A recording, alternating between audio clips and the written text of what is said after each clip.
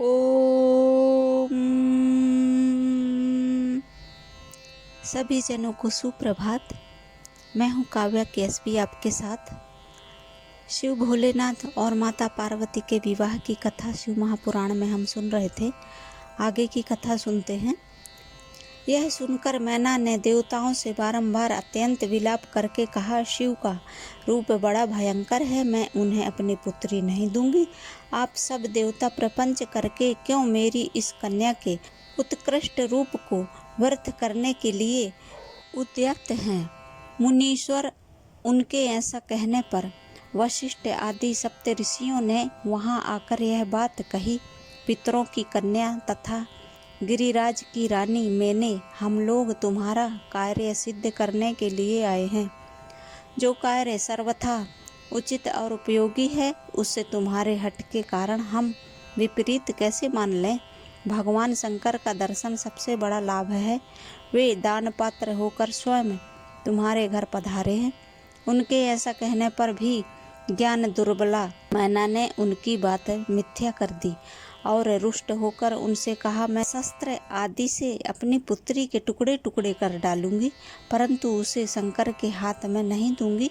तुम सब लोग दूर हट जाओ, किसी को मेरे पास नहीं आना चाहिए।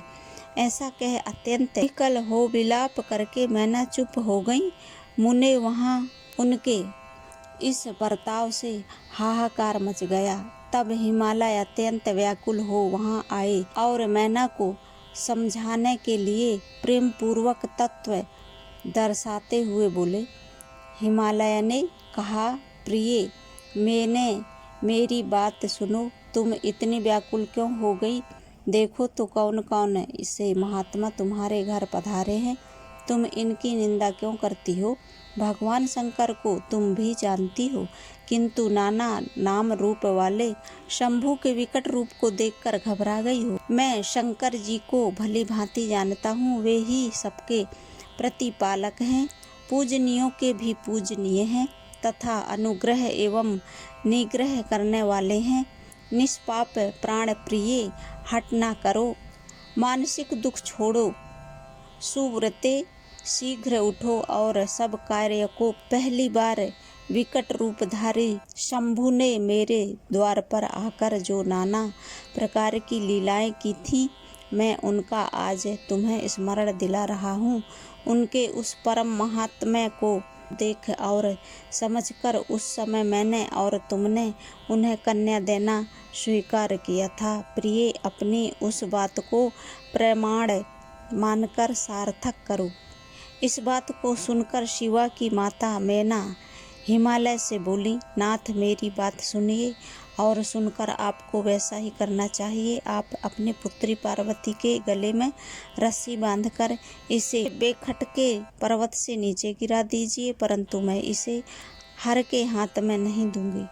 अथवा नाथ, अपनी इस बेटी को ले जाकर निर्दया पूर्वक समुद्र में डुबा दीजिए। गिरिराज, ऐसा करके आप पूर्ण सुखी हो जाइए। स्वामिन, यदि विकट रूपधारी रुद्र को आप पुत्री दे देंगे तो मैं निश्चय ही अपना शरीर त्याग दूंगी। मैना ने जब हठ पूर्वक ऐसी बात कही, तब पार्वती स्वयं आकर यह रमणीय वचन बोली, माँ, तुम्हारी बुद्धि तो बड़ी शुभकारक है, इस समय विपरीत कैसे हो गई? धर्म का अवलंबन करने वाली होकर भी तुम धर्म को कैसे छोड़ रही हो?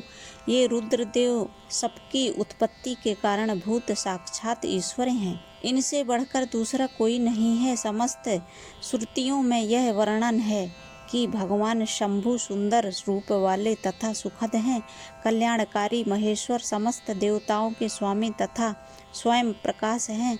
इनके नाम और रूप अनेक हैं। माता जी, श्री विष्णु और ब्रह्मा आदि भी इनकी सेवा करते हैं।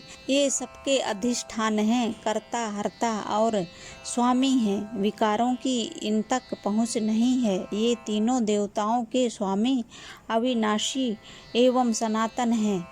इनके लिए ही सब देवता किंकर होकर तुम्हारे द्वार पर पधारे हैं और उत्सव मना रहे हैं। इससे बढ़कर सुख की बात और क्या हो सकती है?